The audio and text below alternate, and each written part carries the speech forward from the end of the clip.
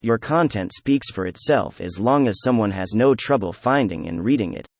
In this video, you'll learn how to organize your blog posts to create a magazine blog page with the help of a few specific blocks provided by Pixelgrade. I might sound a bit mechanical for you today, and it's not that I'm being nervous, but the recording settings might need better fine-tuning than my fellow human is capable of currently.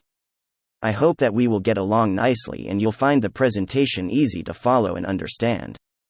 That being said, let's get started. On this page inside the editor, I already have a few blog posts added, and I'm going to explain how I did that. If I go to the list view, you will see two blocks on the page. A parent block called Query Loop, and a nested one called Cards Collection. Now, let's see what each one does. The Query Loop block is essentially the one that handles the loading and filtering of the posts. With it, you can decide what blog posts or other types of content you want to be loaded on the page. As for the Cards Collection block, this block, if added within a query loop, handles how the content shows up on the page. To summarize, Query Loop is how you load and filter the content, and Cards Collection is how it displays visually on the page. Let's select the Query Loop block and go through the available options. There are several ways in which you can select the block. The first is by clicking on this small icon block you see here, near the current block. Another one is using the list view option and selecting the block. A third one is by clicking the content and choosing the select parent block option. In this case, that's the Query Loop block. Once selected, there are a few options that you can use to customize its content. First, you can choose the number of posts you want to display by clicking the Display Settings option in the toolbar. Next, you can filter the posts. You can do that by opening the Settings sidebar and playing around with the options. As you can see, you can choose what post type to load. It can be a page, a post, a product, or even a project when you're building a portfolio website. Depending on your content, you will also see a few filtering options. Since I selected blog posts, the filters I have are category, tags, and authors. You can find a great hidden gem under the Advanced tab. Here, you can enable or disable the option to prevent duplicated posts. To put it short, this means that you can avoid displaying the same post twice on the same page. Now, let's start fresh because I want to show you how you can add a query loop block to your page. The first method entails simply clicking the plus sign and searching for the query loop block. Clicking the button inserts the default block. Click Start Blank and then choose a layout variation of those available on the list. These are Classic Grid, Slideshow, Parametric Grid, and Carousel. The second method is by clicking the plus button inside the editor, typing in Query, and directly selecting the variation from the available layouts. The third method is by adding a static Cards Collection block. You can then transform it into a query block. Just click on the block icon, and then select Query Loop from the list. The last and easiest one is by using predefined block patterns. Start by clicking the Block Inserter button from the top left screen. Access the Patterns tab. Click Explore button to open the modal overlay. From the left sidebar, choose Posts Collection to filter the list, and then select the desired layout.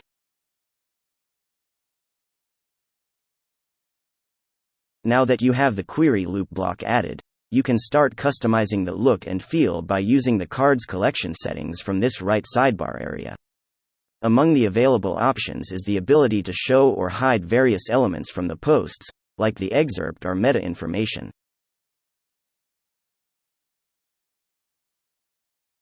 If you go to the Space and Sizing section, among other things, you can customize the media aspect ratio or the content padding. Another cool option is playing with the color signal, which automatically applies color to various parts of the Cards Collection block.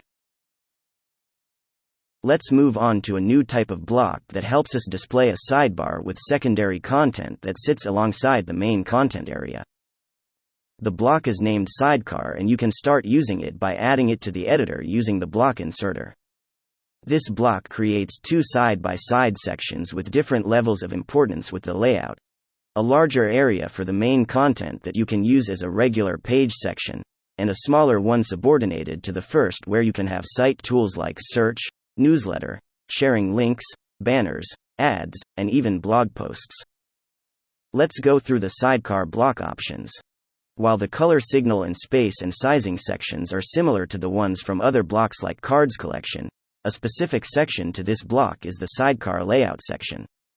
This is where you can change things like where the sidebar is located, on the left or the right, the size of the sidebar, and the size of the fonts from each of those two areas. Okay, so now I want to show you how you can use the sidecar. For starters, I will add the query loop block with the classic grid layout in the big content area. Because the space inside the sidecar is smaller than the outside, let's go to the collection layout section and change the items count to 4 and decrease the number of items per row to 2. Now, in the sidebar, I'm going to add a newsletter subscribe option. This will have a title as a heading 2 block, a short description as a paragraph block, and a big subscribe button.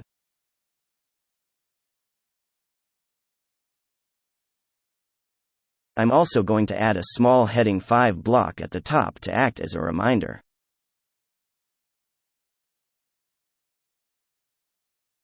Now that it's done, we can use the list view to select the blocks we created. Simply click on the first block, hold down the Shift button on your keyboard, select all the blocks, and add them to a group. The advantage of doing this is that you can then use the color signal option to make the newsletter box stand out. I think it looks great.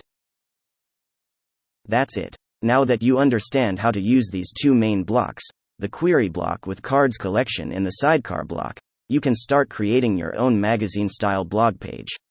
In this last part of the video, I will use the Felt LT demo as a reference and start recreating it using the information gathered so far. As you can see, I've started with a slideshow layout for my blog posts. Having this type of block as the first one on the home page allows to display the posts with big imagery, and have the main website menu on top. The next one is a query block with a classic grid layout where I added 4 blog posts. Now, I'm going to switch it up a bit by using the query loops carousel layout. By enabling the variable width option from the collection layout panel, and adding the pagination element to the block, I can create a visually pleasing carousel, with navigation arrows and buttons. For a bigger impact, I added a splash of color using the color signal option. Next, I'm adding a sidecar block with a big content area on the left, and a large sticky sidebar on the right. To make sure the visitor stays engaged, I'm adding one single big post on the left, followed by a few smaller ones.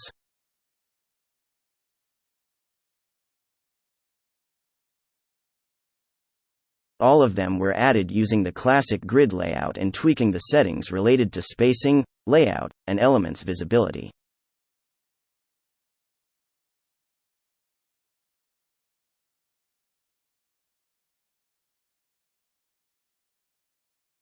As for the sidebar, I'm going to use it to showcase a single story, and to promote the newsletter.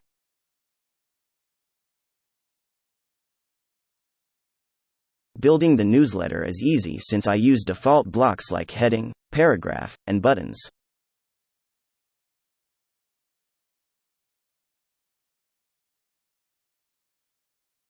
I'll also wrap them into a group, just as I explained earlier, and use the color signal to make it hard to miss. Now, I'm inserting a simple banner ad with a piece of text on the left.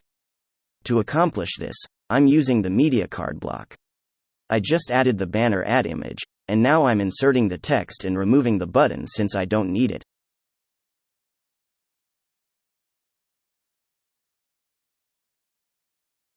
Once I changed a few media settings from the spacing and sizing panel and added a splash of color, the area looks great. For the next part, I'm using the same classic grid layout twice. once to display 3 posts with a bigger emphasis on the images, and a second time to display 2 posts with fewer meta information.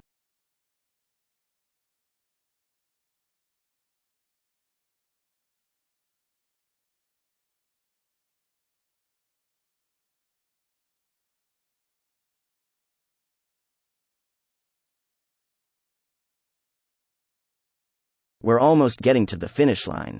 I'm using the sidecar block once again. This time, I'm adding blog posts on a horizontal layout, which means the image is on the left and the text on the right.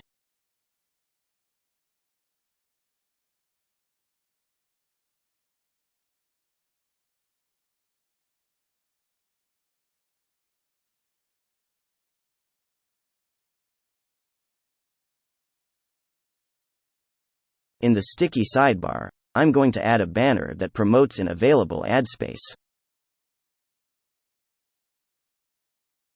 I'm wrapping everything up with a custom Read More button for those interested to see similar blog posts.